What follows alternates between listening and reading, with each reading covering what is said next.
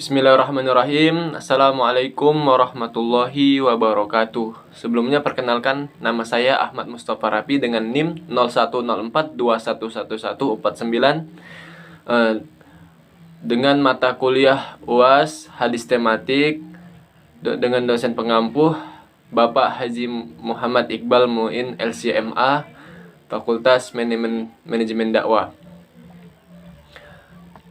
Langsung saja di sini saya akan menjelaskan tentang pengertian dari hadis.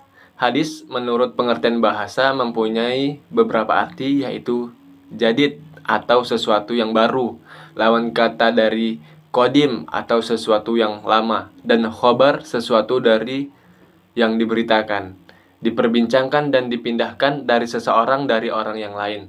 Sedangkan hadis dan ahli ihwal tentang Nabi Muhammad SAW. Sedangkan menurut yang lainnya ialah segala sesuatu yang bersumber dari Nabi Muhammad SAW, baik itu berupa perkataan, perbuatan maupun ketepatannya.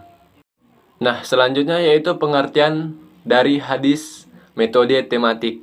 Hadis tematik atau dalam bahasa Arab yaitu maudu'i. Secara bahasa berasal dari kata maudu'un yang merupakan isim maf'ul dari kata wada'a yang berarti masalah atau pokok permasalahan.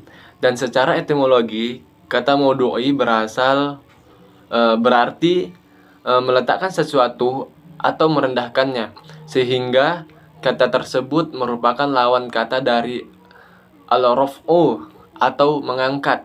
Kata yang dimaksud tematik atau maudu'i adalah mengumpulkan hadis-hadis yang pecah ataupun yang terpecah-pecah dalam kitab-kitab hadis yang terkait munculnya atau permasalahan dengan penjelasan dan pengkajian dalam masalah tertentu. Selanjutnya yaitu ada prinsip metode hadis tematik. Nah, prinsip metode hadis tematik ini terbagi menjadi dua. Yang pertama, pembahasan hadis sesuai dengan tema tertentu yang dikeluarkan dari sebuah hadis. Yang kedua, semua hadis yang berkaitan dengan tema tertentu ditelusuri dan dihimpun yang kemudian dikaji secara mendalam dan tuntas dari berbagai aspek.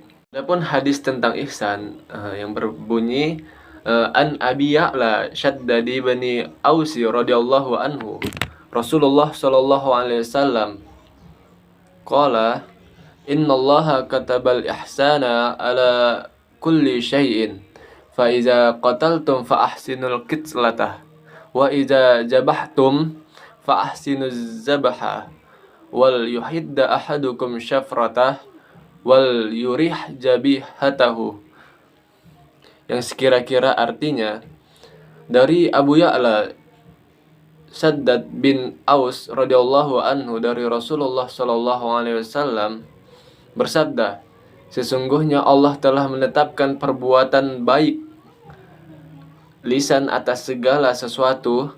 Jika kalian membunuh, maka berlakulah hak dalam hal tersebut. Jika kalian menyembelih, berlakulah baik dalam.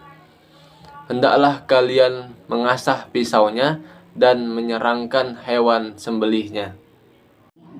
Baiklah, di sini saya akan menjelaskan tentang hadis tentang ihsan tadi. Nah, hadis ini merupakan hadis agung yang mengumpulkan pokok-pokok agama secara umum, berlaku baik dalam perbuatan. Nah, itu adalah yang sesuai dengan syariat atau asalnya. Dan ini berkaitan dengan kehidupan si pelaku di dunia dan di akhiratnya. Yang pertama adalah kebijakan terhadap dirinya, badannya, keluarganya, saudaranya, miliknya, dan orang-orang. Nah, yang kedua adalah iman, yaitu amal qalbu, dan Islam, yaitu amal anggota badannya. Jahiliyah yang biasanya berlaku kejam dalam membunuh, yaitu dengan memotong hidung, tangan, dan kaki, dan yang berupa dengan itu. Dan mereka dahulu kala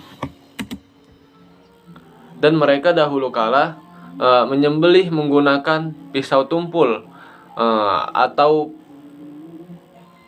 bambu, dan yang berupa dengan itu, yang dapat menyakiti hewan sembelihnya tersebut, karena Rasulullah SAW memerintahkan supaya bersikap lemah lembut dalam segala sesuatu. Selanjutnya di sini saya akan membacakan hadis tentang profesionalisme. Bismillahirrahmanirrahim. An Aisyah radhiyallahu anha qalat qala Rasulullah sallallahu alaihi wasallam innallaha ta'ala yuhib idza amila ahadukum amalan ayyut taqinah rahul Tabrani wal Baihaqi, yang sekira-kira artinya dari Aisyah radhiyallahu anha, sesungguhnya Rasulullah shallallahu alaihi wasallam bersabda, sesungguhnya Allah mencintai seseorang yang apabila bekerja mengerjakannya secara profesional.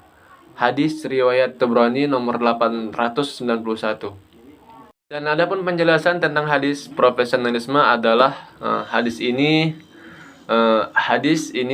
menunjukkan bahwa keimanan seseorang dapat dikatakan sempurna apabila ia bisa mencintai saudaranya sebagaimana ia mencintai dirinya sendiri. Sepanjang dalam hal kebaikan, saudara yang dimaksud ini tidak terbatas hanya saudara kandung, saudara seayah atau seibu, akan tetapi lebih luas lagi mencakup saudara sesama manusia. Selanjutnya yaitu hadis tentang kewajiban berdakwah. Nah, kira-kira yang arti dari hadis tersebut ialah Imam Muslim meriwayatkan dari Abu Hurairah bahwa Rasulullah SAW bersabda, jika seseorang manusia meninggal maka terputuslah amalnya kecuali 3 perkara. Yang pertama yaitu sedekah jariah, yang kedua ilmu yang bermanfaat, yang ketiga yaitu anak soleh yang mendoakannya. Hadis riwayat Muslim. Pun penjelasan tentang hadis kewajiban berdakwah tadi ialah, hadis ini menjelaskan bahwa kewajiban berdakwah dalam Islam bukan dibebankan ke orang atau lembaga tertentu. Karenanya seseorang muslim harus saling bantu-membantu dalam mendakwahkan agama Allah Subhanahu wa taala. Membantu amal dakwah merupakan amal soleh yang agung nan mulia.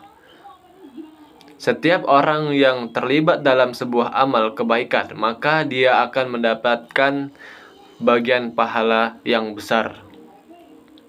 Besar kecilnya sebuah pahala ditentukan berdasarkan besar kecilnya kontribusi seseorang dalam berdakwah. Selanjutnya di sini saya akan membacakan tentang hadis kewajiban mencegah kemungkaran. Bismillahirrahmanirrahim. An Sa'id al-Khudri radhiyallahu anhu qala sami'tu Rasulullah sallallahu alaihi wasallam yaqulu man ra'a minkum munkaran falya'ijjata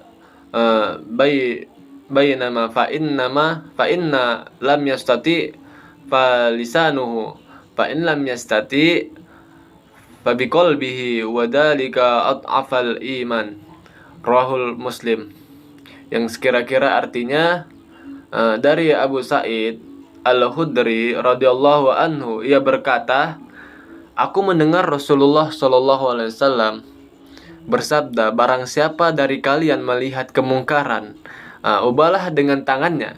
Jika tidak bisa, ubahlah dengan lisannya.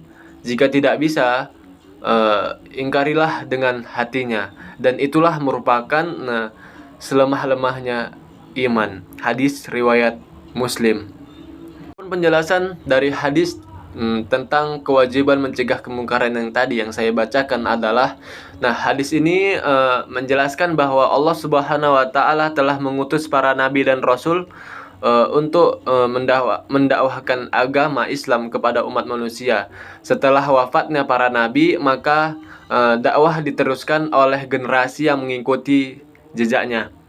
Mereka adalah generasi pewaris para nabi. Tugas utama generasi para nabi adalah mendakwahkan ajaran Islam kepada umat manusia. Tugas dakwah berarti tugas kemuliaan yang diemban oleh orang-orang yang mulia. Mungkin itu saja yang bisa saya sampaikan. Mungkin sekian dan terima kasih. Mohon maaf apabila ada salah kata. Wabillahi taufiq wal hidayah. Wassalamualaikum warahmatullahi wabarakatuh.